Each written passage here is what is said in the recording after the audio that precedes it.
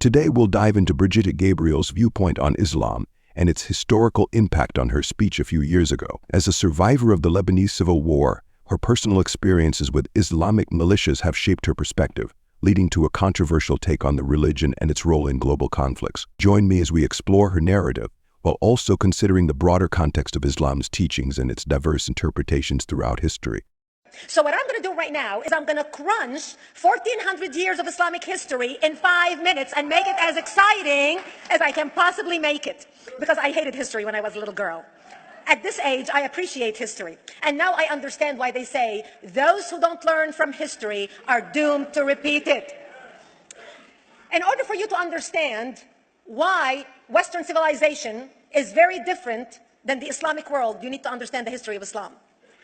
When Prophet Muhammad supposedly revealed his revelation from the angel Gabriel that he is supposed to be the last of the prophets in the early 600s, he started preaching in his own city, Mecca. He tried to recruit friends and followers to be able to spread his religion.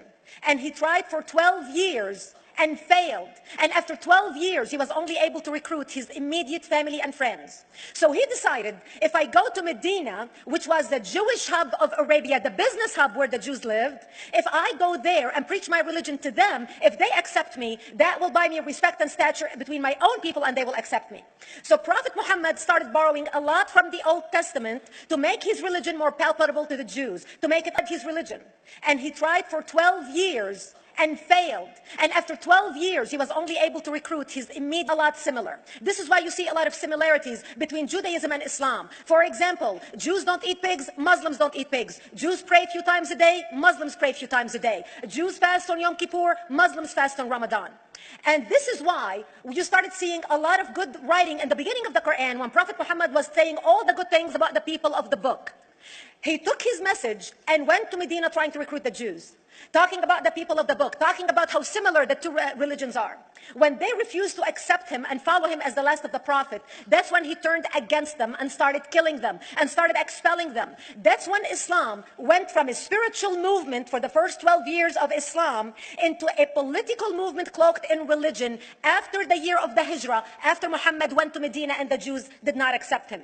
He became a military warrior and declared war on them and started expelling them. Jews and Christians became dhimmi, or second-class citizens. They were only allowed to stay alive and not be killed only by paying the jizya or the protection tax. So they had a choice: convert to Islam, or if you want to stay alive, you have to pay the jizya or protection tax, living as dhimmi in the Islamic nation. Christians and Jews could not ring church bells. Jews could not blow the shofar. Christians could not ring church bells. They could not pray publicly.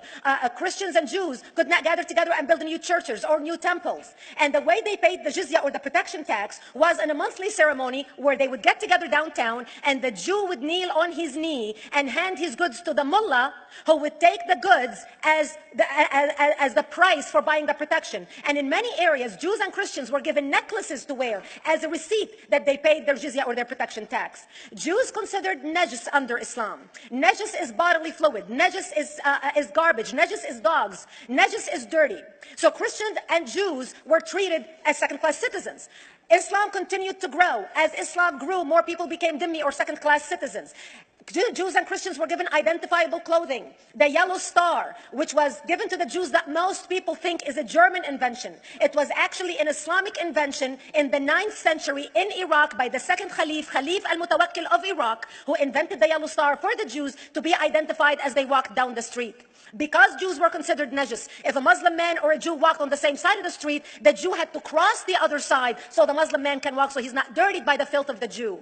Christians were given the zunar, the belt, which most of you men are wearing right now. That was an Islamic invention for the Christians. Islam continued to grow. They went all the way to Jerusalem. They conquered Jerusalem.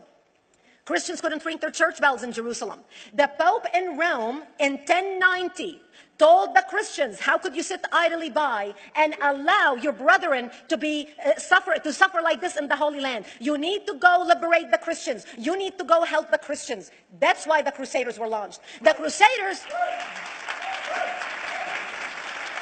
Crusaders were not launched because they just felt like waking up in the morning and going and converting a bunch of Muslims or beheading them. The Crusaders were launched to liberate Jerusalem. And they were able to liberate Jerusalem for less than 100 years. The belt, which most of you men are wearing right now, that was an Islamic invention for the Christians. Islam continued to grow. They went all the way to Jerusalem. They conquered Jerusalem. Christians couldn't drink there before Salah ad-Din al-Ayyubi, Saladin, took it back, and Jerusalem remained under Islamic control until 1967, when the State of Israel liberated Jerusalem, where Christians, Jews, and Muslims could pray under the same sky. The Crusaders continued fighting Islam, and for 300 years they tried and failed. And by the 1300s, the Crusaders disappeared because they could not win against Islam. Islam continued to expand. They went all the way to Central Europe. They went all the way to China. They went to India. They conquered Spain. They changed the name of Spain from Spain to Andalusia. And they started, as they advanced, as they conquered more nations, more people paid the jizya, or the protection tax. And this is how the Islamic Empire grew. It went all the way until they were stopped at the gates of Vienna on 9/11. 9/11 is not a date that Osama bin Laden just picked out of a hat. 9/11 is a symbolic date in the Islamic calendar. By the 1600s, Islam had covered more of the earth's surface than the Roman Empire did at its peak. Between the 1600s and the 1800s, the Europeans were experiencing the European Industrial Revolution, where the Europeans were able to invent products on factory lines, where they are able to make money and sell products, which gave them the money to build a strong army in order to fight the Muslims. And that's how they were able to stop them at the gates of Vienna on 9/11. The Europeans started the pushback against Islam. They pushed them out of Europe. They pushed them out of all the way to the Middle East and North Africa. By 1924, the Islamic Empire ended. In 1924, the Islamic Caliphate ended in Turkey by President Ataturk, who was a secularist. He ended the Islamic Empire, and he gave women rights to vote. He gave women a right to an education, a right to work, a right to choose a husband. He forbid women from wearing the hijab. He forbid men from wearing the beard. The Muslims hate him so much that they consider him a Jewish agent, because they believe that his mother in her bloodline was Jewish, and that was the influence on Ataturk. By the time the Islamic Empire, or the Islamic Caliphate, or the Islamic State ended in 1924, the Islamic Caliphate had existed for 1400 years, and it ended less than 100 years ago. By the time the Islamic Caliphate ended in 1924, 270 million people around the world were killed by Islam. 270 million. And we didn't have weapons of mass destruction, and there was nuclear weapons. All of these people were killed, butchered by the sword. The people in the world, less than 100 years ago, how many people knew this history? Please raise your hand. We in America have failed to educate our children about history. We in America failed to educate our population about history. Our children in high school, you take any 17, 16-year-old kid, 18-year-old kid, and ask them about World War II. They can't even tell you what happened in World War II. For them, it's ancient history, and we still have our World War II veteran walking among us. That's how little we know of history. Islam ended in 1924, the Caliphate. People thought the Caliphate will never be resurrected. The Caliphate will never come back. But two things happened in the Middle East in the last century that made the Islamists be able to resurrect the Caliphate. Number one is the discovery of oil in Saudi Arabia, which we were able to discover, and were stupid enough to allow them to nationalize it. And the number two that happened was Ayatollah Khomeini coming to power in 1979. That gave the Islamists the money and also the spiritual covering in order to explode on the world stage. And people say, oh, well, the Wahhabis exported their Wahhabi radical religion.